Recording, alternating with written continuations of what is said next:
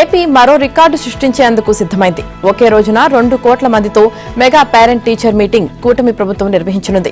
విద్యార్థులు, టీచర్లు, విద్యార్థుల తల్లిదండ్రులు, పాఠశాల యాజమాన్య కమిటీలు, ఉద్యోగులు, అధికారులు, దాతలు, పూర్వ విద్యార్థులు ఇలా అందరినీ ఒకే చోటకు ప్రభుత్వం తీసుకువస్తుంది. ఈ బృహత్తర కార్యక్రమాన్ని విద్యాశాఖ మంత్రి నారా లోకేష్ నేతృత్వంలో నిర్వహిస్తున్నారు.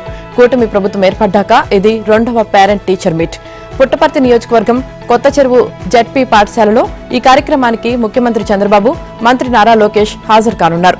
విద్యార్థులు, వారి తల్లిదండ్రులు, ఉపాధ్యాయులతో సీఎం మాట్లాడనున్నారు. సమావేశం అనంతరం చంద్రబాబు పుట్టపర్తి చేరుకొని సత్యసాయి మహాసమాధిని దర్శించుకుంటారు. అక్కడి నుంచి విజయవాడ వెళ్తారు. ఇక ఏపీ వ్యాప్తంగా ప్రభుత్వ, ఎయిడెడ్, నాన్ ఎయిడెడ్, జూనియర్ కాలేజీల్లో మెగా పేరెంట్ టీచర్ మీటింగ్ 2.0ను ఒక ఉత్సవంలో నిర్వహించేందుకు ప్రభుత్వం ఏర్పాట్లు చేసింది. 74,96,228 మంది విద్యార్థులు, 3,32,770 మంది ఉపాధ్యాయులు, 1,49,92,456 మంది తల్లిదండ్రులు, దాతలు ఈ వేడుకల్లో పాల్గొననున్నారు. మొత్తంగా 2,28,00,000 మంది ఈ కార్యక్రమంలో భాగస్వాములు కానున్నారు. ఏపీ వ్యాప్తంగా జరిగే ఈ మెగా ఈవెంట్ సరికొత్త రికార్డు సృష్టించనుంది. ఇక ప్రతి ఏడాది తల్లిదండ్రులు, ఉపాధ్యాయుల మధ్య ఆత్మీయ సమావేశాన్ని పేరెంట్ టీచర్ మీటింగ్ పేరిట ప్రభుత్వం నిర్వహించనుంది.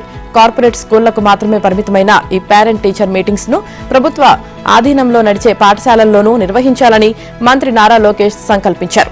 ఈ మేరకు వరుసగా 2వ ఏడాది కూడా పండుగ వాతావరణంలో విద్యార్థుల తల్లిదండ్రులు, ఉపాధ్యాయులు, ఇతర భాగస్వాములతో ఈ సమావేశాన్ని నిర్వహిస్తున్నారు. నేడు తెలంగాణ మంత్రివర్గం భేటీ కానుంది. సచివాలయంలో సీఎం రేవంత్ రెడ్డి అధ్యక్షతన జరగనున్న ఈ సమావేశంలో పలు అంశాలను చర్చించనున్నారు. ప్రధానంగా స్థానిక సంస్థల ఎన్నికలు, బీసీ రిజర్వేషన్ల అంశంపై చర్చించనున్నారు. హైకోర్టు ఇచ్చిన గడువు మేరకు వారం రోజుల్లో స్థానిక సంస్థల్లో బీసీ రిజర్వేషన్లను ప్రభుత్వం ఖరారు చేయాల్సి ఉంది.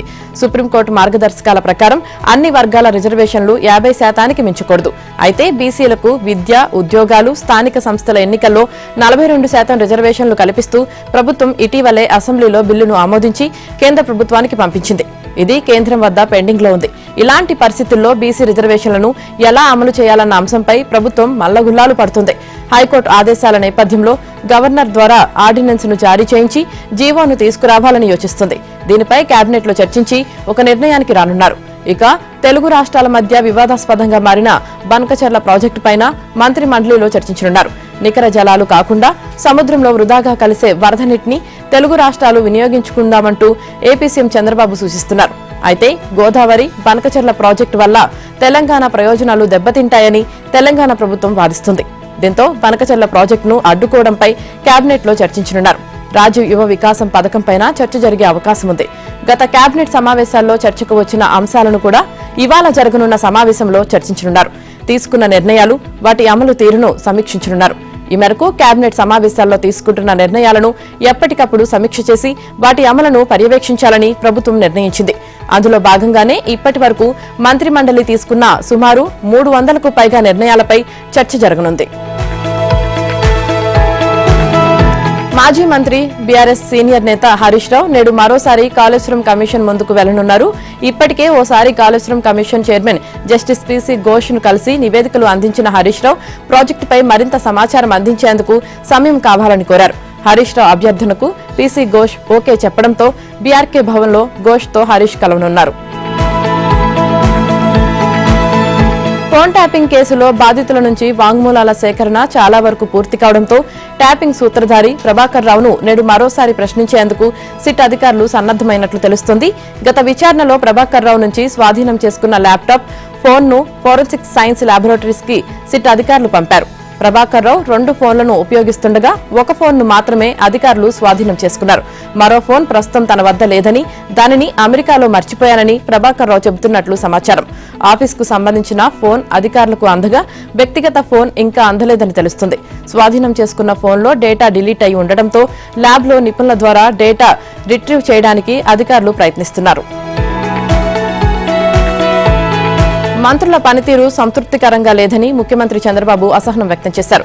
మహిళా ఎమ్మెల్యేలను ఉద్దేశించి వైసీపీ నేతలు నీచంగా మాట్లాడితే వెంటనే ఎందుకు స్పందించలేదని బుధవారం మంత్రివర్గ సమావేశంలో నిలదీశారు. ఈ భేటీ 3.5 గంటల పాటు జరిగింది. ఎజెండా అంశాలను చర్చించాక రాష్ట్రంలో చోటు చేసుకుంటున్న తాజా పరిణామాలపై ముఖ్యమంత్రి తన సహచరులతో మాట్లాడారు. నెల్లూరు జిల్లా టీడీపీ ఎమ్మెల్యే ప్రశాంతి రెడ్డిపై వైసీపీ మాజీ ఎమ్మెల్యే ప్రసన్న కుమార్ రెడ్డి అసభ్యకరంగా మాట్లాడటమే కాకుండా వాటిని సమర్థించుకుంటూ వ్యాఖ్యలు చేస్తే వాటిని మంత్రులు ఎమ్మెల్యేలు సమర్థంగా తిప్పికొట్టలేకపోయారని సీఎం చంద్రబాబు ఆక్షేపించారు.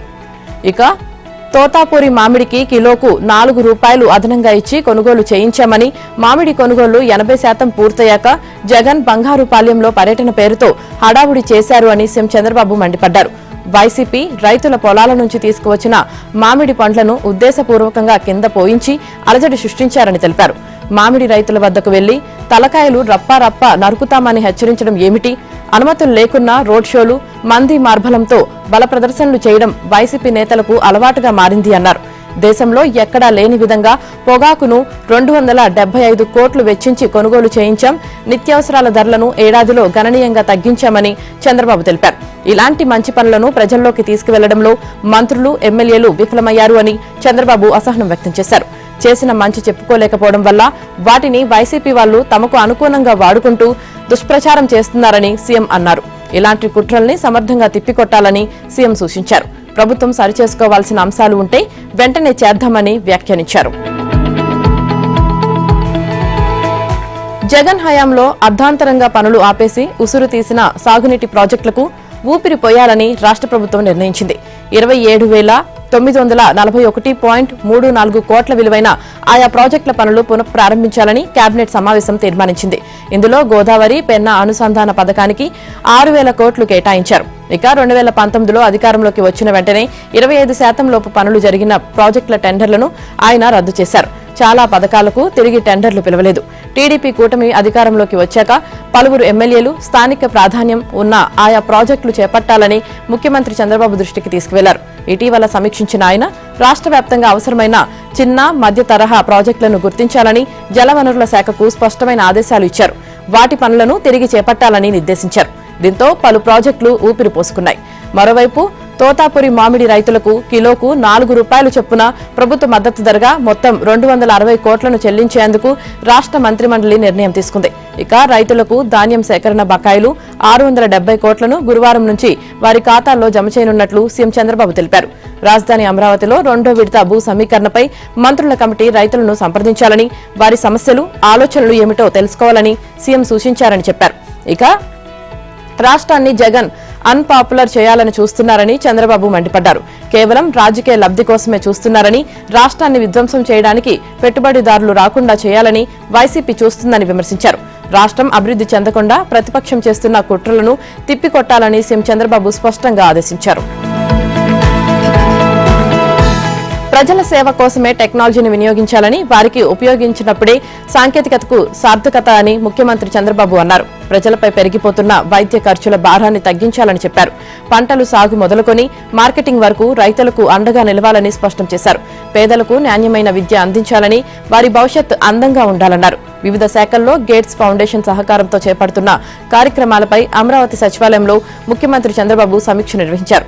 వ్యవసాయం, విద్య, వైద్యం, పర్యావరణం, ఇన్ఫ్రా, ఆర్టీజీఎస్, స్వర్ణాంధ్ర విజన్ 2047, ప్రభుత్వ పాలనలో ఉద్యోగుల కెపాసిటీ బిల్డింగ్ వంటి అంశాల్లో రాష్ట్ర ప్రభుత్వం గేట్స్ ఫౌండేషన్ తో కలిసి పనిచేస్తుంది. ఆయా రంగాల్లో టెక్నాలజీని వినియోగించుకుని ప్రజలకు సేవలను మరింత దగ్గర చేసే అంశంపై గేట్స్ ఫౌండేషన్ సహకారం తీసుకుంటుంది. టెక్నాలజీని ప్రజలకు ఎంతవరకు చేరువ చేయగలిగామనేది ముఖ్యమని, వారికి టెక్నాలజీ ద్వారా సేవలను మెరుగ్గా అందజేయాలని సీఎం అన్నారు. సేవలను ప్రజలకు అందుబాటులోకి తీసుకురావడంతో పాటు వారికి అర్థమయ్యేలా అవగాహన కల్పించాల్సిన అవసరం కూడా ఉందని సీఎం చంద్రబాబు స్పష్టం చేశారు. ప్రజలు అత్యంత అవసరమైన వైద్యం, విద్య, వ్యవసాయం వంటి రంగాల్లో ప్రభుత్వం టెక్నాలజీని వినియోగిస్తుందన్నారు. సామాన్యునికి భారంగా మారుతున్న వైద్యాన్ని ప్రజలకు అందుబాటులోకి తెచ్చేందుకు పై రంగాలను టెక్నాలజీతో అనుసంధానించే అంశంపై దృష్టి పెట్టామని వివరించారు. ప్రతి 6 నెలలకోసారి ప్రజలకు రక్త పరీక్షలు చేపట్టి ఆ డేటా ఆధారంగా ప్రజలకు ముందుగానే ఆరోగ్య సలహాలు, సూచనలు అందించేలా చూడాలన్నారు.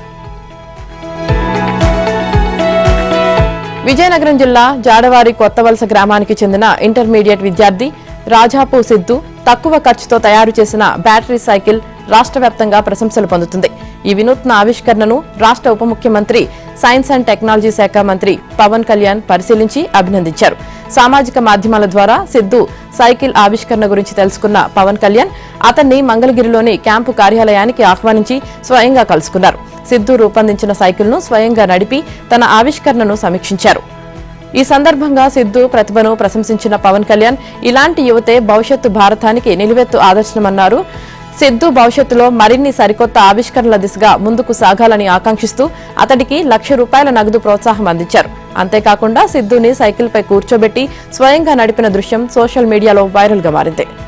సిద్ధు తయారు చేసిన ఈ ఎలక్ట్రిక్ సైకిల్ ను 3.5 గంటలు ఛార్జ్ చేస్తే సుమారు 80 కిలోమీటర్ల వరకు ప్రయాణించగలదు.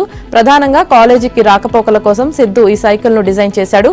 ఖర్చు తక్కువగా ఉండటంతో ఇది గ్రామీణ ప్రాంత యువతకు ఆదర్శవంతంగా మారుతుంది. ప్రస్తుతం ఈ సైకిల్ వీడియోలు, ఫోటోలు సోషల్ మీడియాలో విస్తృతంగా పాపులర్ అవుతుండటంతో సిద్ధుకి రాష్ట్ర వ్యాప్తంగా ప్రశంసలు వెల్లువెత్తుతున్నాయి. నిరసన పేరుతో మళ్లీ అదే అరాచకం సృష్టించారు. నిండు ప్రాణాలను తన పర్యటనలో బలి తీసుకుంటున్నా, పోలీసులు ఎన్ని సూచనలు చేస్తున్నా ఏ మార్పు లేని తన నైజాన్ని వైసీపీ అధినేత జగన్ మరోసారి బయటపెట్టుకున్నారు. మామిడి రైతులకు పరామర్శ పేరిట బుధవారం చిత్తూరు జిల్లా బంగారుపాలెంపై దండయాత్ర సాగించారు. సీఎంగా పనిచేసిన జెడ్+ భద్రతలో ఉన్న హుందాతనమే లేకుండా నిబంధనలను అడ్డగోలుగా ఉల్లంఘించారు. పోలీసులకు ఇచ్చిన రూట్ మ్యాప్ కు భిన్నంగా బంగారుపాలెంలోకి వెళ్లేందుకు వాహనాన్ని అటు తిప్పి ఇటు తిప్పి నడి రోడ్డుపై డ్రామాలాడారు. అంతేకాదు పోలీసు అధికారులకే రప్పా అంటూ బెదిరింపులకు దిగారు. ప్రశాంతమైన బంగారుపాలెంలో దండుపాలెం బ్యాచ్ తరహా దౌర్జన్యకాండ సాగించారు. మామిడి రైతులకు పరామర్శ పేరుతో జగన్ రెడ్డి చేసిన దండయాత్ర ఇంతా చేస్తే ఆయన వల్ల రైతులకు ఏమాత్రం మేలు జరగలేదు, ఇంకా కీడే జరిగింది. మండీలో అమ్ముకుందామని ఓ రైతు తెచ్చుకున్న తోతాపూరి కాయలను వైసీపీ నేతలు దౌర్జన్యంగా రోడ్డుపై పడేసి ట్రాక్టర్లతో తొక్కించారు.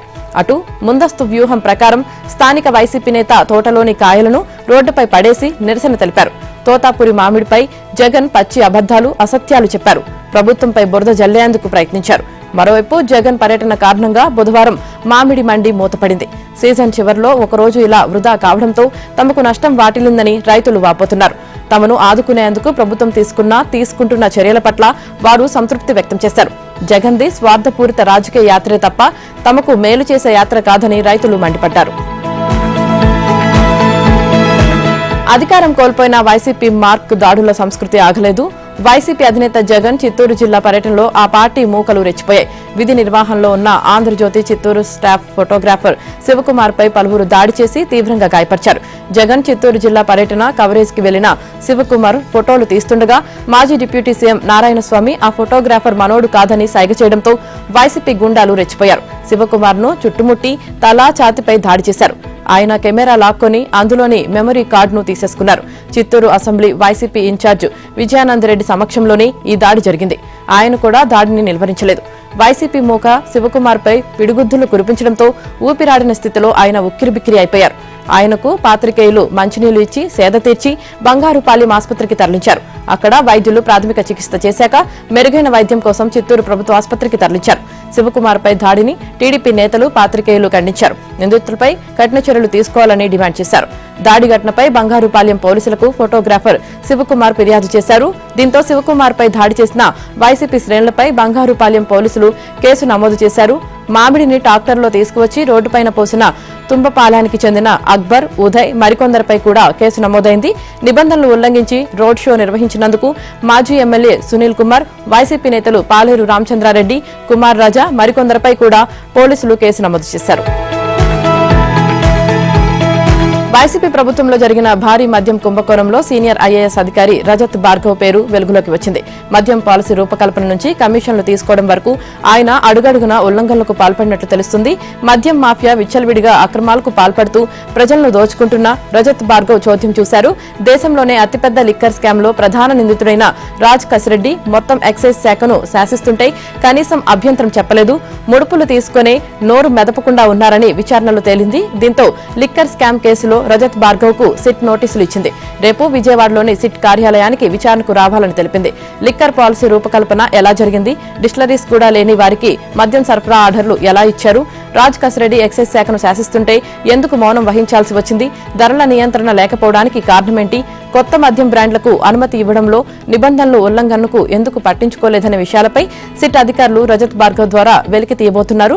మద్యం ఉత్పత్తి సరఫరాదారులు ఇచ్చిన ముడుపులు ఎవరెవరికి ఇచ్చారు, ఎవరు ఎంత తీసుకున్నారు అనే విషయాలపై రజత్ భార్గవ్ను ప్రశ్నించనున్నారు. వీటితో పాటు విధానపరమైన నిర్ణయాలపై ప్రశ్నించి సమాధానాల తర్వాత రజత్ భార్గవ్పై చట్టపరమైన చర్యలు తీసుకునే అవకాశం ఉంది. పరిశ్రమల ఏర్పాటుకు, వ్యాపార నిర్వహణకు ఆంధ్రప్రదేశ్లో అత్యంత అనుకూల వాతావరణం ఉందని ఎకనామిస్ట్ ఇంటెలిజెన్స్ యూనిట్ 2025 ర్యాంకింగ్స్ స్పష్టం చేశాయి. ఈ ర్యాంకింగ్స్ లో ఏపీ 6.9 స్కోర్తో 4వ స్థానంలో నిలిచింది. ఢిల్లీ, కర్ణాటక కూడా ఏపీతో కలిసి 4వ స్థానాన్ని పంచుకున్నాయి. తెలంగాణ 6.8 స్కోర్తో 7వ స్థానంలో నిలిచింది. తమిళనాడు 7.4 స్కోర్తో ప్రథమ స్థానంలో నిలవగా, గుజరాత్ 7.3 స్కోర్తో 2వ స్థానంలో, మహారాష్ట్ర 7.1 స్కోర్తో 3వ స్థానంలో నిలిచాయి. రాష్ట్ర ప్రభుత్వం తీసుకువచ్చిన పారిశ్రామిక అనుకూల విధానాలు, మౌలిక సదుపాయాల కల్పనకు ప్రాధాన్యం, ఈజ్ ఆఫ్ డూయింగ్ బిజినెస్ ఏపీని వ్యాపార అనుకూల రాష్ట్రాల్లో ముందు వరుసలో నిలబెట్టాయని ఈఐయు నివేదిక తెలిపింది. ఈఐయు నివేదికలోని అంశాలను బుధవారం జరిగిన కేబినెట్ భేటీలో సీఎం చంద్రబాబు మంత్రులకు కృష్ణా గోదావరి జలాల విషయంలో చర్చించేందుకు ప్రతిపక్ష నేత కేసీఆర్ ను అసెంబ్లీకి రమ్మంటే రావడం లేదని, ఆయన ఆరోగ్యం బాగాలేనందున తమనే ఎర్రవల్లి ఫామ్ హౌస్ కు రమ్మంటే వస్తామని సీఎం రేవంత్ రెడ్డి అన్నారు. తేదీ చెబితే అక్కడికే వచ్చి మాక్ అసెంబ్లీ నిర్వహిస్తామని చెప్పారు. అంతే తప్ప క్లబ్లు అంటే తమకు ఇబ్బంది అని, వాటికి తాము దూరంగా ఉంటామన్నారు. తెలంగాణ హక్కులను ఎవరికి తాకట్టు పెట్టబోమని, ఎంతటి వారు వచ్చినా నిటారుగా నిలబడి కొట్లాడతామని తెలిపారు. దేవుడే ఎదురుగా వచ్చినా ఎదురిస్తామని చెప్పారు. అసూయ, అక్కసు, అహంకారంతో మాట్లాడే మాటలకు సమాధానం చెప్పడానికి తమ వద్ద కూడా మనుషులున్నారని బీఆర్ఎస్ వర్కింగ్ ప్రెసిడెంట్ కేటీఆర్ ను ఉద్దేశించి వ్యాఖ్యానించారు. తలా తోక లేకుండా మాట్లాడితే తోక కత్తిరించడం కూడా తమకు తెలుసని హెచ్చరించారు. ఇక కృష్ణా జలాల్లో గత 10 ఏళ్లలో జరిగిన అన్యాయం, తుమ్మిడిహెట్టి బ్యారేజ్ మార్పు, కాళేశ్వరం బ్యారేజీల వైఫల్యంపై మంగళవారం ప్రజాభవన్లో నీటిపారుదల శాఖ మంత్రి Uttam Kumar Reddy power point presentation ఇచ్చారు. ఈ కార్యక్రమానికి సీఎం రేవంత్ రెడ్డి హాజరై మాట్లాడారు. తెలంగాణ ప్రజల హక్కులను కాపాడటానికి కాంగ్రెస్ పార్టీ రాష్ట్రాన్ని ఇచ్చింది అన్నారు. ఎవరూ అధైర్యపడాల్సిన అవసరం లేదు అన్నారు. అసూయతో ఎవరైనా చిల్లర మాటలు మాట్లాడితే వాళ్ల నీతి ఏంటో ప్రజలు గుర్తిస్తారు అని రేవంత్ అన్నారు. కృష్ణా జలాల విషయంలో తెలంగాణకు కేసీఆర్ చేసిన ద్రోహం సీమాంధ్ర పాలకుల అన్యాయం కంటే 1000 రెట్లు ఎక్కువ అని ముఖ్యమంత్రి ఆరోపించారు. చేసిన తప్పులకు ఒకవేళ కొరడా దెబ్బలు కొట్టాల్సి వస్తే కేసీఆర్ ను 100 కొరడా దెబ్బలు కొట్టాల్సి ఉంటుందన్నారు. అలాంటిది వారే ఎదురుదాడి చేస్తున్నారని, అడ్డు అదుపు లేకుండా మాట్లాడుతున్నారని రేవంత్ రెడ్డి మండిపడ్డారు. కేంద్రం కేటాయించిన ఎరువులను సకాలంలో తెప్పించేందుకు నిరంతరం అధికారులతో సంప్రదింపులు జరపాలని, జిల్లాల వారీగా ప్రణాళికలు ఏర్పాటు చేసుకుని రైతులకు సకాలంలో యూరియా అందేలా చర్యలు తీసుకోవాలని వ్యవసాయ శాఖ మంత్రి తుమ్మల నాగేశ్వరరావు అధికారులను ఆదేశించారు. యూరియా కొరత సృష్టించినా, అధిక ధరలకు అమ్మినా, ఇతర ఉత్పత్తులను లింకు పెట్టినా కఠిన చర్యలు తీసుకోవాలని ఆదేశాలు జారీ చేశారు. కేంద్రం ప్రకటించిన విధంగా ఎరువుల సరఫరాలు జరుగుతాయని ఆశించిన రాష్ట్ర ప్రభుత్వం అందుకు అనుగుణంగా జిల్లాల వారీ ప్రణాళిక చేసుకుందని మంత్రి తెలిపారు. దిగుమతి యూరియాలో తెలంగాణకు కేటాయించిన మేరకు సరఫరా జరగకపోవడంతో దేశీయంగా ఉత్పత్తయ్యే యూరియాను కేటాయించాలని కోరినట్లు తుమ్మల తెలిపారు. రాష్ట్రంలో ఉన్న రామగుండం ఎరువుల కంపెనీ నుంచి కేటాయింపులను 30,000 టన్నుల నుంచి 60,000 టన్నులకు పెంచాలని విజ్ఞప్తి చేసినట్లు చెప్పారు. జులై వరకు కేటాయించిన 6.60 లక్షల మెట్రిక్ టన్నుల యూరియా రాష్ట్రానికి వచ్చే వరకు నిత్యం కేంద్ర మంత్రిత్వ శాఖ ప్రతినిధులతో సమన్వయం చేసుకోవాల్సిందిగా అధికారులను ఆదేశించారు. రానున్న రోజుల్లో కేంద్రం నుంచి ఎరువుల సరఫరాలు మెరుగవుతాయని ఆశిస్తున్నామని, రైతులు ఈ విషయంలో ఆందోళన చెందకుండా వారి అవసరాల మేరకే కొనుగోలు చేయాల్సిందిగా మంత్రి తుమ్మల విజ్ఞప్తి చేశారు. బీఆర్ఎస్ అధినేత కేసీఆర్ నేడు మరోసారి హైదరాబాద్లోని సోమాజిగూడలోని యశోద ఆసుపత్రికి వెళ్లనున్నారు. వైద్యుల సూచన మేరకు ఆసుపత్రికి వెళ్లనున్నట్లు తెలుస్తోంది. ఇటీవల అనారోగ్యంతో 2 రోజుల పాటు ఆసుపత్రిలో చికిత్స తీసుకున్న కేసీఆర్ 5 రోజులుగా నందీనగర్ నివాసంలోనే ఉంటున్నారు. ప్రస్తుతం ఆయన ఆరోగ్యం కుదుటపడింది. ఇవాళ ఆసుపత్రిలో వైద్య పరీక్షల అనంతరం కేసీఆర్ ఎర్రవల్లి ఫామ్ హౌస్ కు వెళ్తారని పార్టీ వర్గాలు చెబుతున్నాయి. హైదరాబాద్ క్రికెట్ అసోసియేషన్లో ఆర్థిక అవకతవకలు, సన్ రైజర్స్ హైదరాబాద్ వివాదానికి సంబంధించి హెచ్సీఏ అధ్యక్షుడు జగన్మోహన్ రావును సిఐడి అధికారులు అరెస్టు చేశారు. ఆఫీస్ బేరర్లలో హెచ్సీఏ కోశాధికారి శ్రీనివాసరావు, సీఈఓ సునీల్, ప్రధాన కార్యదర్శి రాజేందర్ యాదవ్తో పాటు రాజేందర్ భార్య జి కవితను కూడా కస్టడీలోకి తీసుకున్నారు. ఈ మేరకు సిఐడి అదనపు డీజీ చారు సిన్హా తెలిపారు. సన్ రైజర్స్ హైదరాబాద్ ఫ్రాంచైజీని టికెట్ల కోసం బెదిరించి భయపెట్టిన ఘటనకు సంబంధించి విజిలెన్స్ విభాగం ఇటీవలే ఓ నివేదికను ప్రభుత్వానికి అందజేసింది. సన్ రైజర్స్ ను కాంప్లిమెంటరీ పాసుల కోసం బెదిరించారని, వీఐపీ బాక్స్ కు తాళం వేశారంటూ జగన్మోహన్ రావు బృందంపై ఆరోపణలొచ్చాయి. ఇవన్నీ వాస్తవమేనని విజిలెన్స్ విచారణలో వెల్లడైంది. ప్రభుత్వం నుంచి విజిలెన్స్ నివేదిక సిఐడికి అందడంతో కేసు నమోదు చేసి విచారణ ప్రారంభించారు. జగన్మోహన్ రావుతో పాటు హెచ్సీఏ బాధ్యులందరికీ ఈ వివాదంలో సంబంధం ఉండటం, ఆర్థిక అవకతవకలు, పరికరాల కొనుగోళ్లలో అక్రమాలు జరిగాయన్న ఆరోపణలకు సంబంధించిన సాక్ష్యాధారాలను సిఐడి అధికారులు సేకరించారు. భూ వివాదానికి సంబంధించి కుల పెద్దల మాటకు కట్టుబడి లేరన్న కారణంతో 5 ఆదివాసీ కుటుంబాలను ఏడాది కాలంగా బహిష్కరించిన ఘటన భద్రాద్రి జిల్లా పాతపూసపల్లెలో జరిగింది. 8.5 ఎకరాల పట్టా భూమిని వేరే వారికి ఇవ్వాలన్న గ్రామ పెద్దల తీర్పును 5 కుటుంబాల ఆదివాసీలు వ్యతిరేకించారు. దీంతో 5 కుటుంబాలను వేడుకలకు పిలవకపోవడంతో పాటు ఎలాంటి కార్యక్రమాలు జరిగినా వెళ్లకుండా గ్రామ పెద్దలు నారాయణ, అవినాష్, సత్యనారాయణ, కృష్ణ తదితరులు కట్టడి చేశారని బాధితులు తెలిపారు. చివరకు ఇక చేసేదేమీ లేక బాధితులంతా కలిసి ఇల్లెందు పోలీసులకు ఫిర్యాదు చేశారు. తమ కుటుంబాలను వ్యవసాయ పనులకు వెళ్లనివ్వకుండా గ్రామ పెద్దలు అడ్డుకుంటున్నారని బాధితులు వాపోయారు. గ్రామ పెద్దలు ఏడాదిగా ఇబ్బంది పెడుతున్నారని, తమ ఇళ్లలో ఒక మహిళ చనిపోతే దహన సంస్కారాలకు కూడా సహకరించలేదని కన్నీరు మున్నీరయ్యారు. ఇటీవల ఇందిరమ్మ ఇల్లు మంజూరైనా ఎందుకిచ్చారంటూ అధికారులను గ్రామ పెద్దలు బెదిరించారని, ఇంట్లో పెద్ద మొత్తంలో కరెన్సీ నోట్ల కట్టలు బయటపడటంతో అవినీతి ఆరోపణలు ఎదుర్కొంటున్న సీనియర్ న్యాయమూర్తి జస్టిస్ యశ్వంత్ వర్మపై పార్లమెంటు వర్షాకాల సమావేశాల్లో అభిశంసన తీర్మానం ప్రవేశపెట్టాలని కేంద్ర ప్రభుత్వం భావిస్తుంది. ఈ తీర్మానానికి ప్రతిపక్షాల మద్దతు లభిస్తుందని ఆశిస్తుంది. లోక్సభలో ఓ తీర్మానం ప్రవేశపెట్టాలంటే దానికి మద్దతుగా కనీసం 100 మంది ఎంపీలు సంతకాలు చేయాలి. ఈ సంతకాల సేకరణ ప్రక్రియ ఇప్పటికే మొదలైనట్లు సమాచారం. ఈ ప్రక్రియ పూర్తయితే జస్టిస్ యశ్వంత్ వర్మ వ్యవహారంలో విచారణకు ఓ కమిటీని ఏర్పాటు చేస్తారు. జస్టిస్ యశ్వంత్ వర్మ పదవి నుంచి తప్పించేందుకు అవసరమైన తీర్మానానికి మద్దతు కోరుతూ ఉభయ సభల్లోని ప్రధాన పార్టీలతో కేంద్రం సంప్రదింపులు జరిపినట్లు తెలిసింది. గుజరాత్లోని వడోదర జిల్లాలో 4 దశాబ్దాల క్రితం నాటి భారీ వంతెన కూలిపోయింది. పాద్రా పట్నం సమీపంలోని మహిసాగర్ నదిపై వడోదర, ఆనంద్ జిల్లాలను కలుపుతూ నిర్మించిన గంభీర బ్రిడ్జిలో 2 పిల్లర్ల మధ్య 10 నుంచి 15 మీటర్ల మేర స్లాబ్ పూర్తిగా కూలిపోయింది. ఆ సమయంలో వంతెనపై నుంచి వెళ్తున్న వాహనాల్లో 2 ట్రక్కులు, 2 వ్యాన్లు, ఆటోరిక్షా, కారు, బైక్ సహా కనీసం 12 వాహనాలు వంతెనపై నుంచి నదిలోకి పడిపోయి ఈ ఘటనలో 13 మంది మృతి చెందగా మరో 9 మందిని సహాయక సిబ్బంది సురక్షితంగా బయటకు తీశారు. వీరిలో ఓ మహిళ సహా 5గురికి గాయాలవడంతో వడోదర ఆసుపత్రికి తరలించారు. ఓ బైక్ నదిలో పడటంతో దాని మీద ప్రయాణించిన 3 ఈదుకుంటూ సురక్షితంగా ఒడ్డుకు చేరారు. ఇక వంతెన కూలిన సమయంలో మరో 2 వాహనాలకు త్రుట్లో ప్రమాదం తప్పింది. జాతీయ విపత్తు నిర్వహణ బృందం ఆధ్వర్యంలో సహాయక చర్యలు కొనసాగుతున్నాయి. ఘటన పట్ల ప్రధాని నరేంద్ర మోదీ, గుజరాత్ సీఎం భూపేంద్ర పటేల్ విచారం వ్యక్తం చేశారు. మృతుల కుటుంబాలకు మోదీ 2 లక్షల చొప్పున, భూపేంద్ర పటేల్ 4 లక్షల చొప్పున పరిహారం ప్రకటించారు. క్షతగాత్రులకు కేంద్రం నుంచి 50,000, రాష్ట్ర ప్రభుత్వం నుంచి 50,000 చొప్పున ఇవ్వనున్నారు. వంతెన కూలిపోవడానికి గల కారణాలపై ప్రాథమిక విచారణ కోసం రోడ్లు, భవనాల విభాగానికి చెందిన అధికారులు ఘటనా స్థలానికి వెంటనే వెళ్లాలని, విచారణ అనంతరం నివేదిక అందజేయాలని గుజరాత్ సీఎం ఆదేశించారు. నేటి నుంచి ఇంగ్లాండ్ భారత్ 3వ టెస్టు ప్రారంభం కానుంది. లండన్లోని ప్రతిష్టాత్మక లార్డ్స్ మైదానంలో ఇవాళ మధ్యాహ్నం 3:30 గంటలకు మ్యాచ్ ఆరంభమవుతుంది. మొదటి టెస్టులో ఇంగ్లాండ్ గెలవగా 2వ టెస్టులో భారత్ గెలిచింది. అండర్సన్ టెండూల్కర్ ట్రోఫీలో ఇరు జట్లు 1-1తో సమంగా ఉన్నాయి. 3వ టెస్టులో గెలిచి సిరీస్లో ఆధిక్యం సాధించాలని ఇంగ్లాండ్, భారత్ టీమ్స్ చూస్తున్నాయి. విజయోత్సవంతో టీమిండియా బరిలోకి దిగుతుంది. బుమ్రా రీఎంట్రీతో తడబడుతున్న ఇంగ్లాండ్కు కఠిన పరీక్ష ఎదురయ్యే అవకాశం ఉంది. జస్వాల్, రాహుల్, పంత్, జడేజా రాణిస్తుండడం శుభపరిణామం. గత మ్యాచ్లో పేసర్లు ఆకాశ్దీప్, సిరాజ్ రాణించగా దారుణంగా పరుగులిచ్చిన ప్రసిద్ధ్ కృష్ణను బుమ్రా కోసం పక్కన పెట్టే అవకాశం ఉంది.